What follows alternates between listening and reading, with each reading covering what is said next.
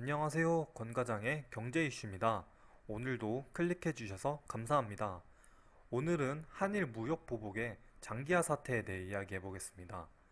연일 한국과 일본의 강대강 대치는 양국 간에 실익은 없고 갈등만 키우는 모습입니다.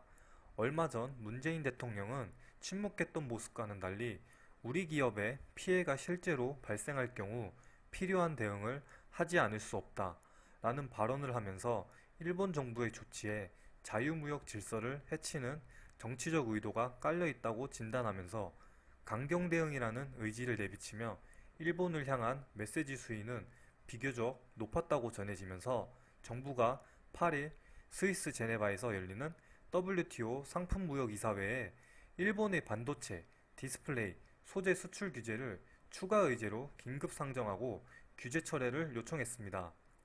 이에 일본 정부는 WTO 위반 지적 맞지 않아 수출 규제 처리할 생각 없다고 재차 주장을 하면서 일본의 무역 보복이 사실상 장기화에 접어든다고 볼 수 있습니다. 실제로 수출 규제 시행 일주일이 지난 지금 일본에서 한국으로 수입된 규제 대상 소재가 한 건도 없는 것으로 확인됐고, 규제 이전엔 수출 절차에 길어야 일주일 정도가 걸렸던 점을 감안하면 삼성전자와 SK하이닉스의 일부 재고 소재가 이르면 2, 3주 안에 소진될 것으로 알려진 상황에서 생산 차질이 현실화할 수 있다는 우려가 큽니다. 수출 규제를 시행한 뒤 이날까지 한국으로의 수출이 허가된 사례가 0건인 것으로 파악되면서 현재까지 상황으로 보면 사실상 수출이 중단된 셈입니다. 물밑 해법 모색을 위해 일본으로 건너간 이재용 삼성전자 부회장도 현지 기업인들과 접촉하면서 일본 업체의 해외 공장을 통한 우회 공급 등을 타진하고 있지만 상황이 여의치 않은 것으로 알려지면서 이 부회장은 청와대에 양해를 구하고 문재인 대통령이 주최한 30대 그룹 총수와의 간담회에 불참한 채 일본에 머물고 있다고 전해지고 있습니다.